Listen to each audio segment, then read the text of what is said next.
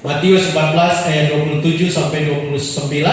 Kalau saudara sudah dapat, katakan luar biasa. Luar biasa. Kita baca bersama-sama 3, 2, 1. Tetapi segera Yesus berkata kepada mereka, tenanglah, aku ini, jangan takut. Lalu Petrus berseru dan menjawab dia, Tuhan, apabila engkau itu, suruhlah aku datang kepadamu berjalan di atas air. Kata Yesus, datanglah. Maka Petrus turun dari perahu dan berjalan di atas air mendapatkan Yesus. Terima kasih, silakan duduk kembali. Bapak Ibu saudara yang kekasih dalam Tuhan Yesus, pagi ini saya ingin berkhotbah dengan judul melangkah di atas kemustahilan krisis COVID-19. Nah, Bapak Ibu saudara, kemarin waktu saya datang di sini, ya, saya dijemput oleh Pak Simon, ya, dan waktu kami tiba, Pak Simon sedikit bersaksi, ya, bahwa luar biasa Tuhan bekerja di gereja ini. Ya, memang berbeda sekali waktu 2019 saya ada di sini. Ini sesuatu yang luar biasa, Bapak Ibu saudara. Gereja ini kemudian bisa dibangun di dalam situasi krisis, ya. Saya dengar Ibu Gembala katakan bahwa ini gereja mujizat. Amin. Dan memang betul. Ini luar biasa karena krisis oleh karena COVID-19 ini luar biasa.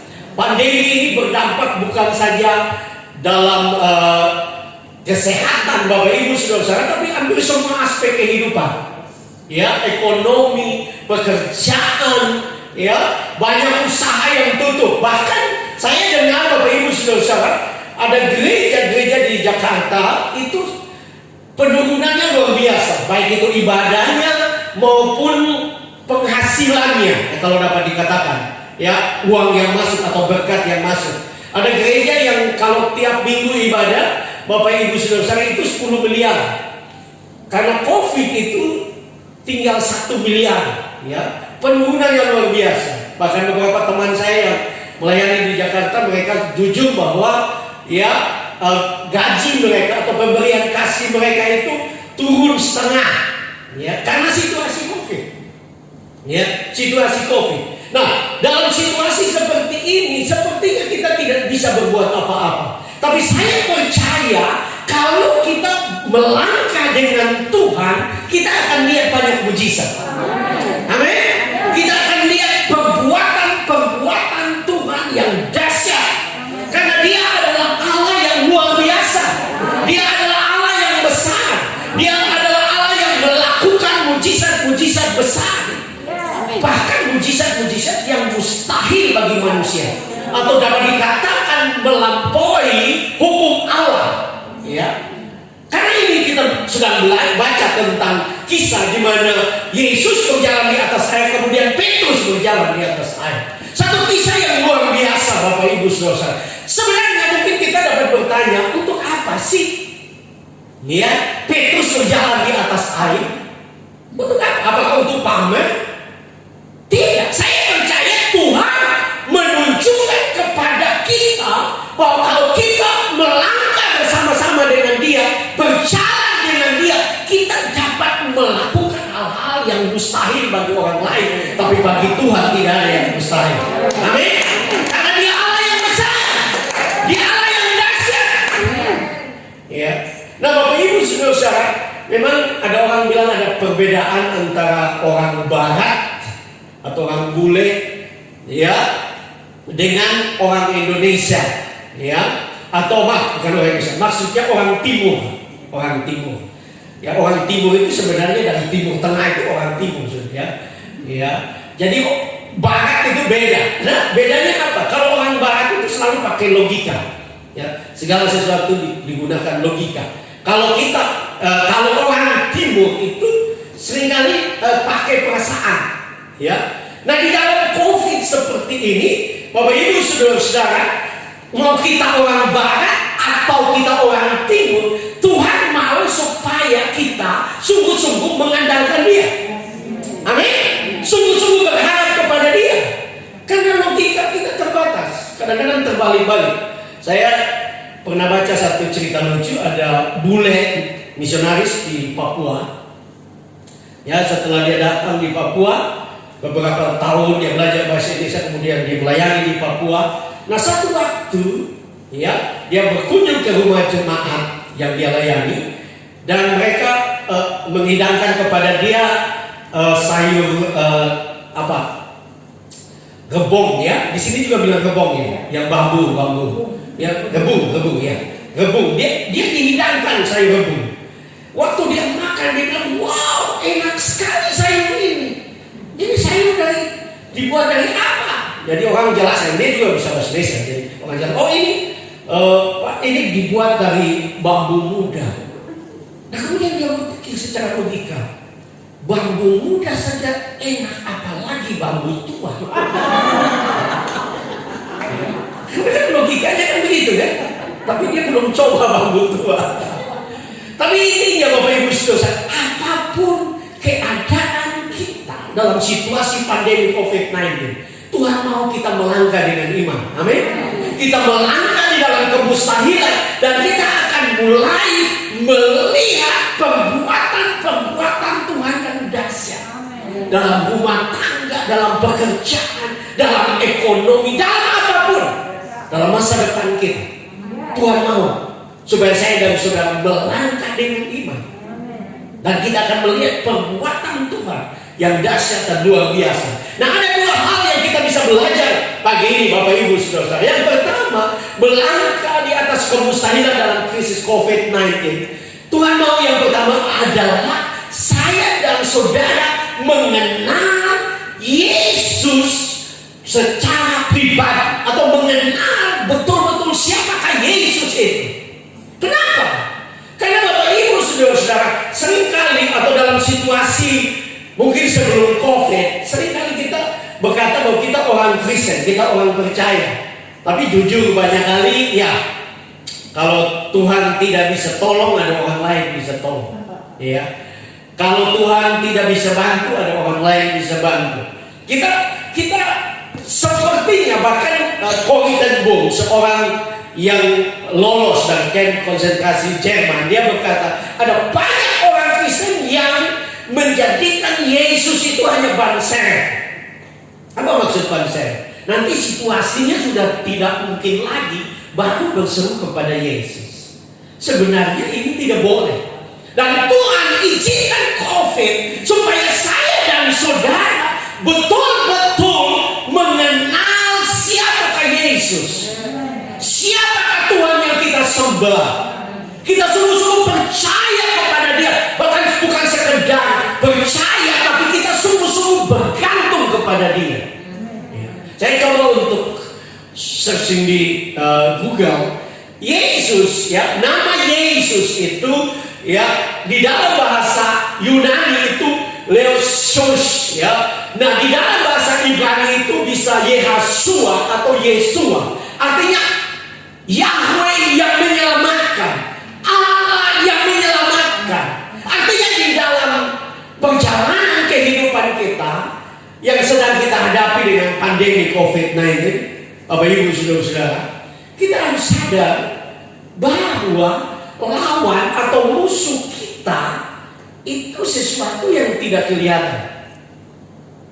Ya, betul? Kan saudara, saya minta maaf tadi saya sudah sampai di sini baru saya ingat saya lupa masker. Ya, jadi saya tidak pakai, saya minta maaf. Ya, tetapi bukankah kita semua tidak tahu? Saudara tidak tahu apakah pagi ini saya sedang bawa virus buat saudara? Bukan sekedar bawa firman, tapi sekaligus virus. Saudara tidak tahu kan? Iya. Tapi siapa yang bisa menolong kita? Siapa yang bisa menyelamatkan kita? Saya percaya hanya Yesus. Saya percaya hanya Yesus. Ada banyak orang yang dalam situasi seperti mengalami kesulitan. Tapi saya percaya kalau kita kenal Yesus, mengenal siapakah Yesus. Dalam perjalanan Yesus dengan murid-murid, dia pernah bertanya kepada mereka, menurut kamu siapakah aku ini? Dan ada beberapa murid yang berkata, engkau adalah salah satu dari nabi. Ya, ada yang berkata engkau adalah Elia. Tapi Alkitab Alkitab mengatakan bahwa Petrus dengan tegas dia berkata bahwa engkau adalah Mesias, anak Allah yang hidup. Ini adalah ungkapan yang paling lengkap tentang Yesus. Karena memang dia adalah Mesias. Dia adalah yang diurapi. Diurapi untuk apa? Diurapi untuk menyelamatkan kita. Diurapi untuk menolong kita. Untuk menolong saya dan saudara dalam setiap pergumulan tantangan kehidupan kita. Dia adalah Mesias. Dan yang luar biasa, dia adalah anak Allah yang hidup. Artinya saudara tidak boleh menjadi orang Kristen yang hanya sekedar ikut Tuhan. Saudara tidak boleh menjadi orang Kristen yang ikut rame ya. Orang ke gereja, saya juga ke gereja. Tuhan mau saudara mengenal dia betul-betul. Percaya kepada dia, bergantung kepada dia. Karena hanya dia yang bisa menolong kita. Ada banyak orang kaya juga sedang mengalami kesulitan, Bapak Ibu Saudara. Ya. Kalau mereka bisa melewati semua itu mujizat juga. Ya. Karena situasinya begitu sulit. Banyak anak muda tidak tahu masa depannya seperti apa. Karena banyak juga orang di PHK. Ya. Nah, dalam situasi seperti ini waktunya kita kenal siapa Tuhan kita. Ya, siapakah Allah kita?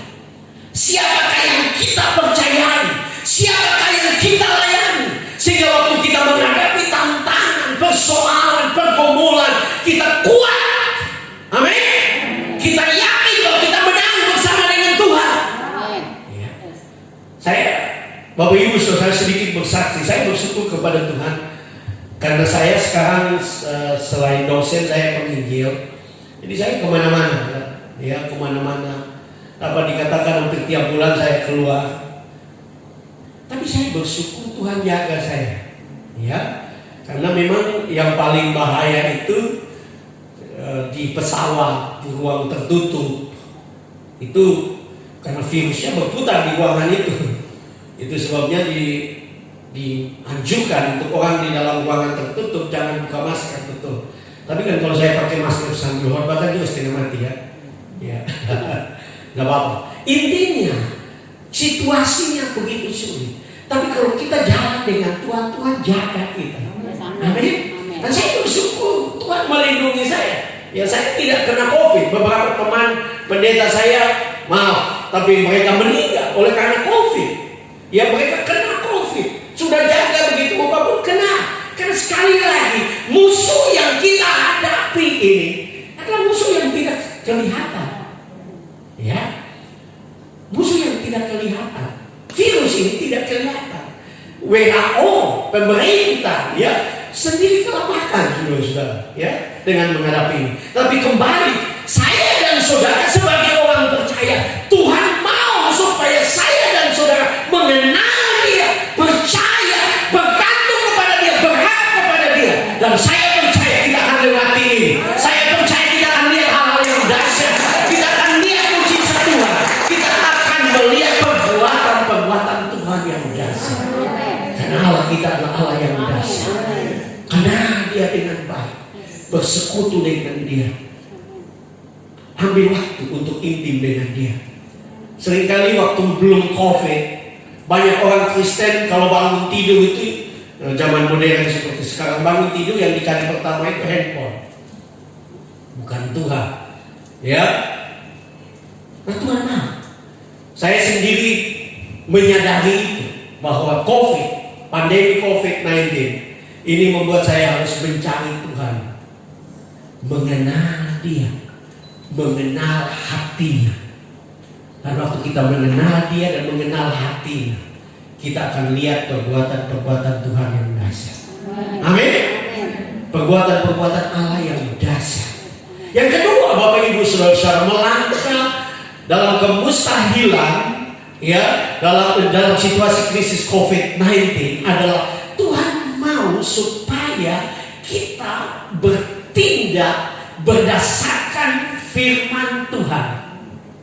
Ya, perhatikan, Petrus bisa berjalan di atas air, ya, bukan karena Petrus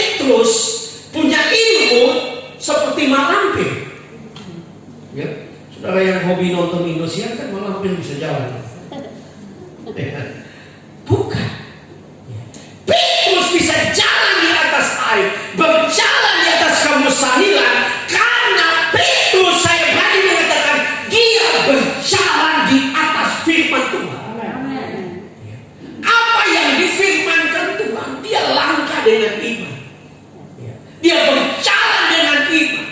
Dan dia waktu melangkah dengan iman, dia melihat mujizat-mujizat terjadi. Kalau saudara melangkah dengan iman, saudara akan lihat perbuatan-perbuatan Tuhan yang dahsyat, perbuatan Tuhan yang luar biasa. Saya coba untuk meneliti tentang kata waktu Petrus berkata, Tuhan, kalau itu Engkau, suruhlah aku datang kepadamu. Dan Alkitab mengatakan Yesus berkata, datanglah. Nah, kata datang, Bapak Ibu Saudara, itu berasal dari kata Yunani akomahe. Akomahe itu tidak sekedar datang, ya, tidak sekedar Yesus berkata mari, ya, tapi sebenarnya mempunyai arti tentang suatu kemajuan, suatu masa depan. Waktu kita dengar firman, waktu kita percaya kepada firman, kita melangkah berdasarkan firman, kita mulai bertindak dengan iman berdasarkan firman, maka mujizat mulai terjadi. Amin. Apa perkumpulanmu pagi ini? Melangkahlah dengan firman. Mungkin engkau sakit pagi ini, apapun penyakit. Baik Bapak Ibu Saudara yang ada dalam ruangan ini maupun mereka yang ikut live streaming di rumah, apapun penyakit, berdiri di atas firman Tuhan. 1 Petrus 2 ayat 24 bagian terakhir berkata, oleh pilurnya kamu sudah sembuh. Kok bisa? Kenyataannya banyak orang Kristen juga sakit, ya. Tapi kenapa Petrus menulis seperti itu? Petrus sedang berbicara tentang satu kebenaran yang luar biasa, bahwa semua penyakit kita sudah ditanggung di atas kayu salib. Itu sebabnya dia berkata bahwa oleh pilurnya kamu sudah sembuh. Dia tidak bilang akan, karena itu sudah dikerjakan, kesembuhan itu sudah dikerjakan 2000-an tahun yang lalu. Bagian kita apa? Bagian kita adalah bertindak berdasarkan firman Tuhan. Bagian kita adalah melangkah berdasarkan firman Tuhan. Bagian kita adalah mulai melakukan tindakan-tindakan iman berdasarkan firman Tuhan. Ya. Mungkin saudara sedang ada di dalam kekurangan. Ya. Sedang bergumul dengan satu kebutuhan yang besar. Kita dapat ambil firman Tuhan. Bukankah Paulus berkata bahwa Allahku akan memenuhi segala keperluanmu menurut kekayaan dan kemuliaan Kristus. Dia tidak berkata Allah akan memenuhi segala keperluan saya menurut usaha dan tindakan saya. Tidak. Itu menurut kekayaan dan kemuliaan Kristus. Karena Kristus punya segala sesuatu. Amin. Dia punya emas dan perak. Dia dapat memberkati kita. Kalau kita percaya kepada Dia. Seringkali dalam perjalanan iman kita, saya tidak mengatakan bahwa saudara tidak pakai logika. Logika itu diberikan oleh Tuhan. Otak, pikiran kita itu benar. Tapi ada hal tertentu yang dimana kita harus datang dengan iman dan melampaui pikiran kita. Satu contoh adalah soal iman, ya. Iman kepada Tritunggal. Itu iman kepada Tritunggal, saudara harus datang melampaui pikiran saudara. Bukan tidak masuk akal, di atas akal saudara. Karena Allah itu di atas kita. Jadi kalau saudara didebat oleh orang yang dari seberang soal Tritunggal, memang kalau saudara melawan dengan akal, saudara tidak mampu. Tapi saudara harus datang dengan iman, karena Alkitab menunjukkan itu, ya, menunjukkan itu satu contoh. Tetapi kembali dalam hidup kita, Tuhan mau supaya saya dan saudara mulai belajar dalam situasi seperti ini, mulai belajar untuk percaya kepada Tuhan, bahkan melampaui akal kita. Apakah Petrus tahu bahwa berjalan di danau Galilea itu berbahaya? Petrus tahu, karena dia nelayan. Ada penafsir yang mengatakan bahwa Petrus adalah pengusaha ikan asin di danau Galilea. Jadi dia bukan orang sembarang. Dia pengusaha. Kan ada semacam anak buahnya kalau kita baca waktu Yesus memanggil dia, kan? Ya. Jadi dia pengusaha, dia tahu. Dan menurut penelitian itu di danau Galilea, kalau terjadi badai dan orang ada di tengah danau pasti mati. Kenapa Petrus berani keluar? Kenapa? Ini kan tidak masuk akal. Kalau Yesus jalan ya karena dia Tuhan. Tapi Petrus percaya bahwa Tuhan yang dia sembah adalah Tuhan yang dahsyat. Kadang-kadang melampaui akal. Ya. Karena itu dalam situasi pandemi seperti ini kita harus mulai belajar berjalan, melangkah, dan kadang-kadang sepertinya melampaui akal. Ya. Dan dunia maju, ya pendidikan maju. Tapi saya mau katakan kepada saudara, dalam situasi seperti ini kita betul-betul harus melangkah dengan iman, teristimewa berdasarkan firman Tuhan. Nah, saya tidak mau saudara-saudara aneh-aneh, karena saya juga bukan pendeta yang aneh. Tapi saudara harus belajar untuk mulai dengar firman. Apa sih yang Tuhan katakan? Apa sih yang Tuhan tahu? Nah, ini bukan maksud saya setiap pagi saudara bangun mau pergi ke pasar saja tanya Tuhan. Enggak, ini sesuatu yang bagi saya sesuatu yang spesial. Tetapi kalau Tuhan menaruh sesuatu, mulai belajar untuk melangkah dengan iman. Amin. Tuhan mulai menaruh kebenaran firman di dalam hati saudara, pikiran saudara, mulai melangkah dengan firman. Ibu Gembala juga tadi malam bercerita tentang bagaimana memulai perintisan, bagaimana mulai bergumul, ya, dan bagaimana Tuhan berbicara kepada Ibu Gembala tentang 1 miliar, ya, yang Tuhan dapat berikan. Ya. Tapi Tuhan mau ada di sini, ya. Mungkin 1 miliar di desa itu bisa membangun satu gedung yang besar, tapi Tuhan mau ada di sini karena Tuhan menempatkan hambanya di tempat ini. Tuhan punya rencana yang besar dan Dia telah membuktikan. Nah, Tuhan mau kita berjalan dengan iman. Nah, seringkali logika, menggunakan logika tidak salah, tetapi dalam situasi tertentu kita betul-betul harus melangkah berdasarkan firman. Ya. Seringkali orang bilang begini, Pak Pendeta boleh percaya kepada Tuhan, boleh beriman kepada Tuhan seperti minta uang, minta berkat kepada Tuhan. Tapi kan Tuhan tidak lempar uang dari langit. Ya. Masuk akal kan? Tapi menurut saya Tuhan tidak bisa lempar uang dari langit. Hah? Bisa enggak? Hah? Bisa. Kan kalau sudah baca kitab Yosua, Tuhan lempar batu dari langit waktu Yosua berperang, kan? Betul.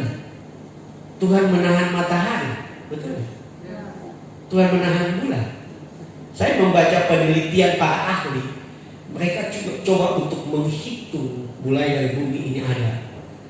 Mereka menemukan bahwa ada satu waktu benar-benar matahari berhenti dan bulan berhenti. Saudara bisa baca di kitab Yosua. Saya tidak siap ini, jadi saya tidak bisa jelaskan dengan mendetail pasal dan ayat. Tetapi saya tahu kisahnya. Nah, kemudian waktu para ahli menemukan itu, mereka heran, kok masa bisa terjadi? Tapi ada seorang ahli dari antara mereka, anak Tuhan. Dia berkata ini benar karena ini tertulis di dalam kitab Yosua. Jadi para ahli sendiri membuktikan bahwa Alkitab yang saudara pegang itu benar. Alkitab yang saudara pegang itu adalah firman Tuhan, bukan firman rekayasa manusia. Ada kuasa yang dahsyat. Ada otoritas Allah yang luar biasa.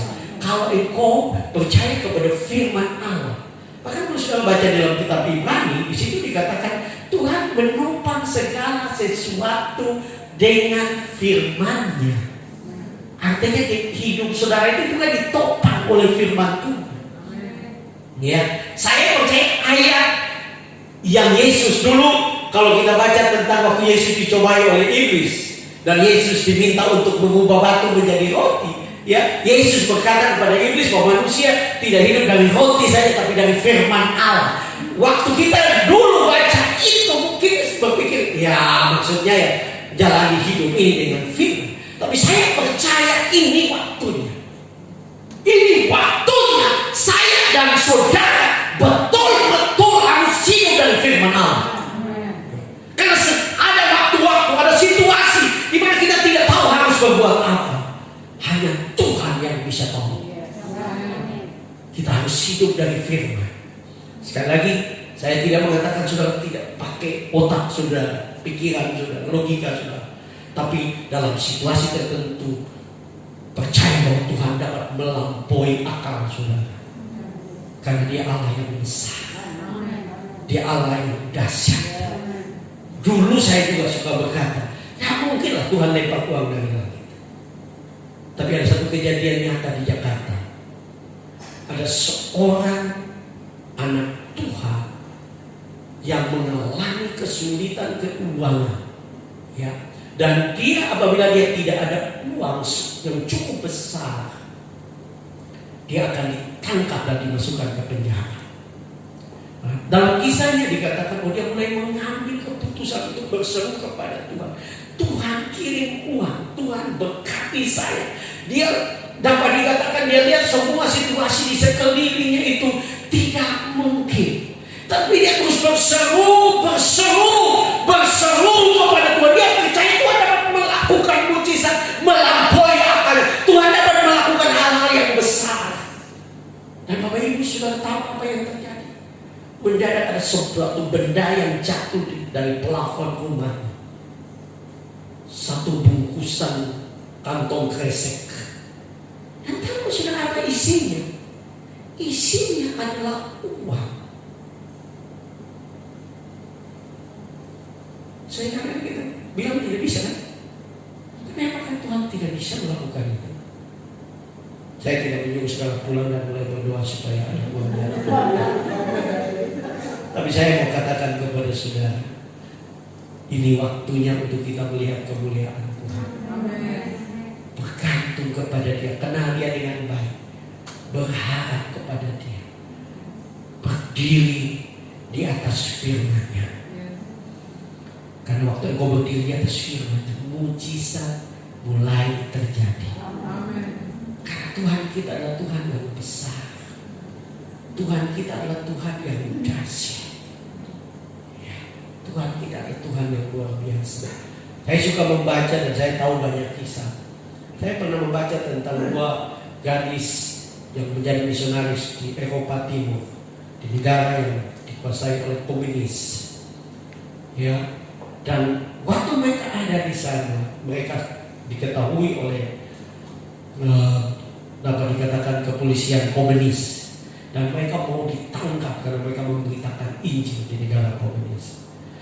Waktu mereka mau ditangkap, mereka berlari, ya, untuk mereka bisa ketemu, telepon dan menghubungi. Tapi waktu mereka berlari, saudara, mereka sadar bahwa mereka tidak bawa uang. Sambil berlari mereka berdoa, Tuhan kirim uang. Ini sedang lari, ya. Ada yang bilang banyak kali kecelakaan karena mobilnya terlalu cepat sampai malaikat tidak bisa kejar. Mau tolong tapi sudah terlambat karena malaikat ketinggalan, ya. Ya. Tapi kembali, waktu mereka lari dan berdoa, salah satu di antara mereka melihat ke bawah. Dan di gesper sepatunya sedang terjepit uang 1 lembar. Kan tadi pakai sepatu kan ada uang. Adakah sesuatu yang mustahil bagi Tuhan? Tidak ada. Tuhan kita adalah Tuhan Tuhan yang dahsyat. Tuhan yang besar. Dia mau engkau kenal Dia dengan baik. Bergantung kepada Dia. Dia mau engkau belajar dengar firman. Tidak perlu menjadi aneh, karena Tuhan bisa bicara lewat apa saja.